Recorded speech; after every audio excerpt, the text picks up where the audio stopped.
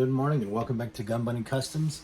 And this morning we are going to be doing part 2 of our series, our brand new series of turning this HM Armed Forces vehicle into a G.I. Joe classified Slugger. So on the first episode we kind of went over the vehicle, we went over our plans. Oh, get down, baby, get down. And now what we need to do, and then we broke it down. So then now what we're going to do is we're going to look at where we're going to need to cut in order to place the third wheel on either side. And when I'm doing this, when I'm taking an existing toy and trying to emulate an older GI Joe toy, like an original GI Joe toy, you want to start looking for certain physical characteristics of the other toy that obviously make it indicative of that toy, right? So like when you look at the Slugger, it obviously has 6 wheels. So you have one, and then you have this portion of the body that comes down. I don't know if it's a fuel tank or whatever it is. And then you have 2, and then you have the last 2 wheels. Now if you look, it's just a straight line across. This is a very squared vehicle, and you can almost just see the square patterns in the molding, and then it would just sort of I don't know, but you can just see like the paneling in there. So it's very, very square. But it doesn't hang out a lot over the front, and it doesn't hang out a lot over the back. So with this vehicle having this bigger portion in the front, I can take it off and just use the tray. But I actually really like this front. I think it'd be a nice update. There's 2 headlights here in the front. It's got 2 headlights here. It's got a winch, and it has these flare devices here on the front, and I think that would look really good. And then with the dashboard and the controls here being a right side driver fitting the right side here. So I want to try to keep this so the front is going to look a little bit different, but I do want the back to be kind of squared off, and we are going to make the big the big spade in the back as well, but it's going to be a little bit different configuration. Okay, so the biggest thing also that you want to look for is proportionality, right? You want to look at the proportion of what we're working with is the tires, and making it a 6-wheeler is the mission right now, and so everything else is secondary.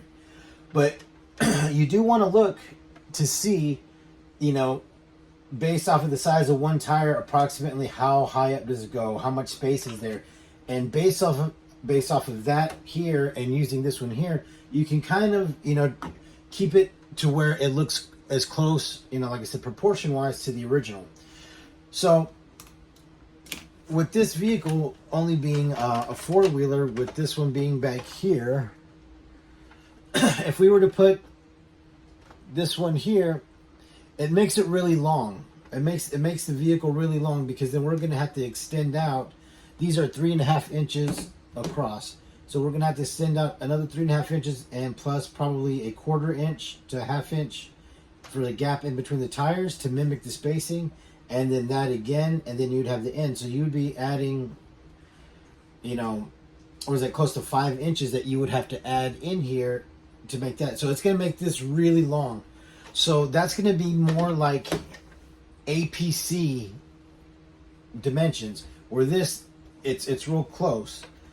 So what I started thinking was, if I can push this one to the back, and all of this can be moved and worked with because it's just a straight rod. If I can move this one to the back and cut here, and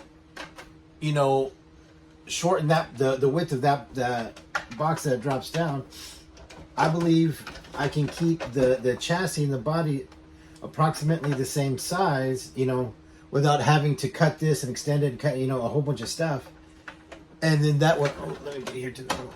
And then that would give it the better proportion of it being, closer to the original, as opposed to it being real long. And if you look at that, like if these were treads, now that I look at it, I feel that that'd be a perfect snowcat that you can make out of there. If you can find some treads to go back there, that'd be the perfect shape for the cab of a snowcat. Holy shit. All right, so maybe I got to get another one of these. So as I was looking and thinking, I think that's what I'm going to do. So initially I was going to cut like here. I was going to cut here and then extend this out, but like I said, it's going to make it too long. So what I think is I'm going to keep this tray the same, and then I'm going to be removing all of this right here, here, up into this body line right here,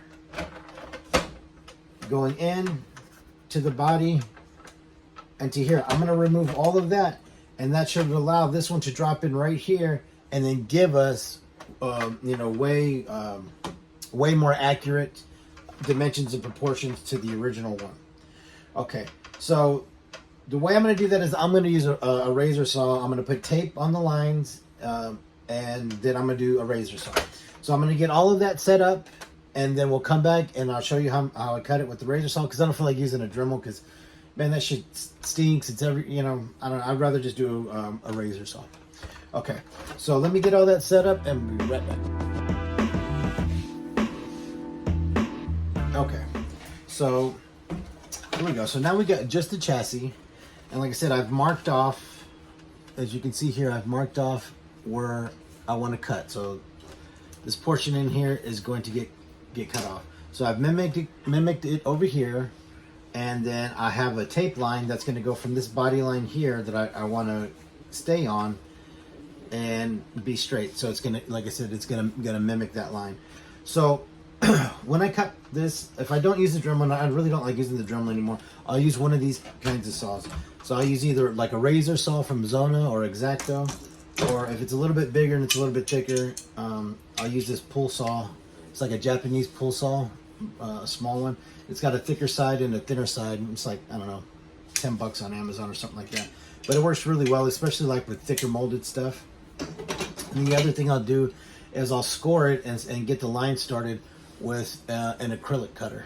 And these work really well when you want to score lines and stuff like that.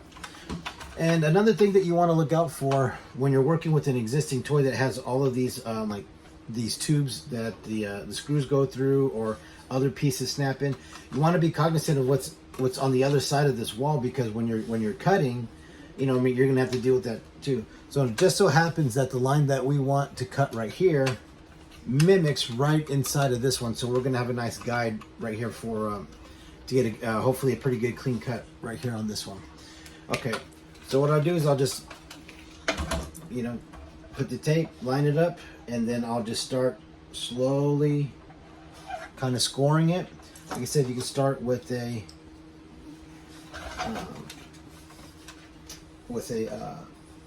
the acrylic scriber. I mean, because you want to do clean lines, so you're gonna put the point, you know, where you want it to end, and then you're just gonna kind of pull, and you'll see there'll be a little string of plastic pulled, and get it started, and then you can kind of line your razor saw in there, and you just slowly cut. I don't put a lot of pressure, you know, because you don't want it to lose control or anything like that. You want to, you know, be able to get the cleanest cut as possible. So that's how I do it. So I'm going to get it done. I'm going to cut these pieces off, and then we're going to show you what it looks like in the end.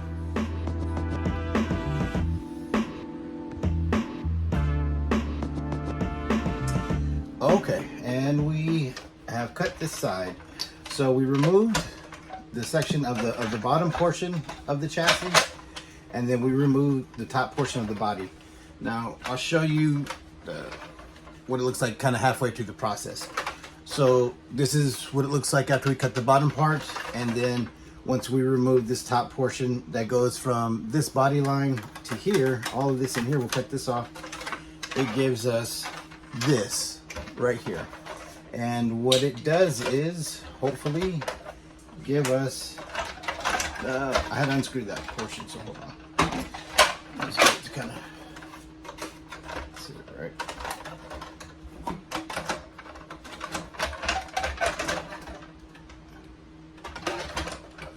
So now we have the room for the third wheel to come down, and we keep the proportion to the you know, the dimensions, and you know, sort of the same proportionality of the original Slugger there. So the vehicle doesn't get long, so we're starting, you know, we're going to stay in proportion. Now, hi baby.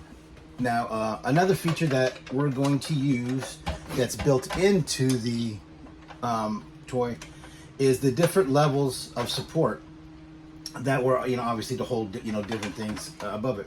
But if you see here on the Slugger, and I can show you here, stop baby. Oh, look, he's gonna try to climb up here. There's this flat lower portion here that's behind the, all right, guys, come on up here. All right, big boy. Okay. Sorry, my dog wanted to get on my lap. There's this flat portion here that's lower than everything else that's behind the, I mean, that's above the two rear wheels, and that's where the opening is for the engine. And you can kind of see here in this one from the different paint jobs. And then it kind of goes up on the other side, on the far side of it. And then you can see that it goes up here kind of in the middle. So what I'm going to do is I'm going to use this to create that level of it. And then, like I said, to stay in height to width proportionality, I'm going to cut from here across. So we're going to use this flat portion here as the top, as you can see, like right here, like in the corner of this, as it goes down to there. We're going to keep that, so then it's going to go out a little bit and then slope down to the front. So then we're going to have our driver's area there, and then the posts in the middle are going to give us obviously our center, and then that's what we're going to use to to construct the other side, where it's going to have the howitzer cannon on the other side. But as of right now, everything works. So the next step I'm going to do is I'm going to finish cutting it out, and then I am going to construct, because I'm going to have to do some moving around in here. I'm going to construct the holes that are going to hold the axles for the wheels. So then that way they're properly the right height and the right width when you put it on, so everything rides nice and level. All right, so that's it for part 2, going over the cutting, so that way we can get that third wheel in there, and I think everything's going good. So I'm going to get that done, and then we're going to start working on the third part. We'll see you next time.